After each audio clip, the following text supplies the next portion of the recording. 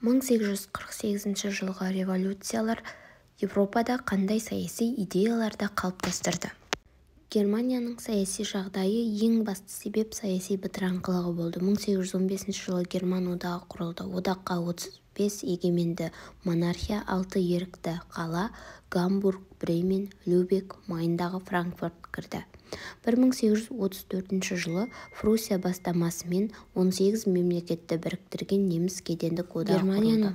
19 ғасырдың 50-60 жылдарында жеке мемлекеттердің экономикалық бірігуіне 1834 жылы Пруссия бастамасымен 18 мемлекетті біріктірген неміс кедендік одағы құрылды. Ол экономикалық кеңістік қалыптастыра бастады. Кедей шаруалар жұмыс іздеу мақсатында қалаға көше бастады.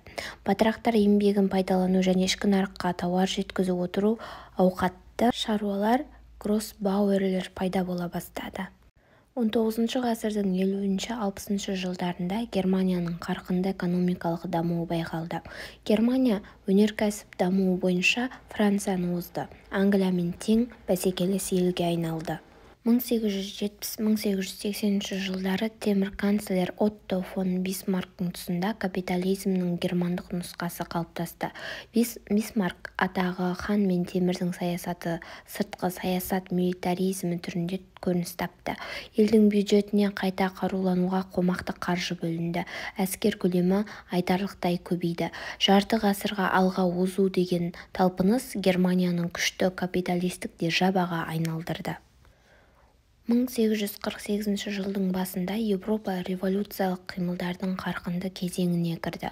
Оның негізгі себептері саяси мәселелердің шешілмеуі, халық жағдайының төмендеп кетуі болды.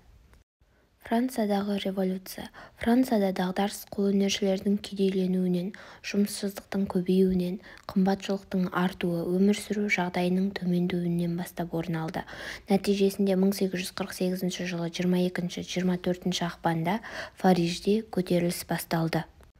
Король Луи Филипп тақтан кетті. Уақытша үкімет құрылды, республика жарияланды. Құрылтай жиналысына сайлау өткізу белгіленді. Франциядағы революция нәтижесінде 1848 жылы республика жарияланды. Конституцияға сәйкес Францияны президент басқарды. Ол дауыс беру арқылы 4 жыл мерзімге сайланды. 1852 жылы Луи Наполеон, 3-ші Наполеон есімімен француздардың императоры болып жарияланды. Ал Германияда 1848 жылы Берлин мен Мюнхен көшелерінде баррикадалар бастаған көтерілісшілер конституция қабылдауын, феодалдық міндеткерлікті, цензураны алып тастауды, салықтардың біркелкі үлестірілуін, жалпы германдық парламенттің шақырылуын талап етті. Король министрлерді тағайындады және ұлттық жиналысқа сайлау жариялады. Оның жұмысы 1848 жылы мамырда Майндағы Франкфуртте жиналыстың біріншісі басталды. 1849 жылы мамырда ұлттық жиналыс конституция қабылдады. Герман империясының құрылуы қабылдады. Императорлық тақ пен атқарушы билікке Пруссия королі 4-ші Вильгельм ұсынылды. Бірақ 4-ші Вильгельм тәжден бас тартты, конституцияны жоққа шығарды. Австриядағы революция. 1848 жылы наурызда Венада конституцияның қабылдау және князь Меттерних үкіметінің кетуін талап ету ұранымен шеру басталды. Студенттерге гвардия, халық жасағы құрылды. Венада Рейхстаг отырысы ашылды. Шаруалардың қон үшін жеке міндеткерлікті алып тастау туралы заң қабылданды. Венгрияда революция басталды. Өзіндік парламент сейм құрылды. Революциялық әскер қалыптасты. Зиялылар атқарушылықтан және феодалдық міндеткерлік біртіндеп алынып тасталына бастады. Италиядағы революция. Наполеондық соғыстар Италияда ұлттық қозғалыстың күшеюіне түрткі болды. Вена конгресінің шешімі бойынша солтүстік Италияның 2 облысы Ломбардия мен Венеция Австрияға берілді. Бұл жағдай елдің бірігуіне кедергі әкелді.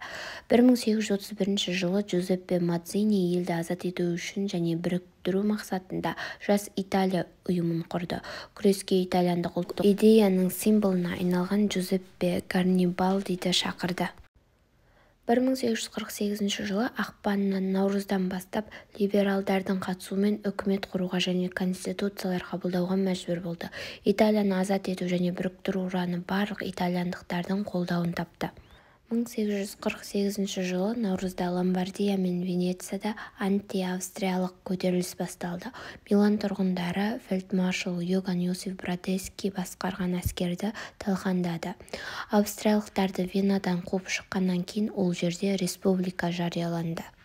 Революциялық қозғалыстар батыс Еуропаның елдеріне жеңіс әкелді. Капитализмнің орнауына және дамуына, халықтың ұйымшылдығына себеп болды. Достар, каналға тіркеліп, лайк басуды ұмытпаңдар және достарыңмен бөлісіңдер.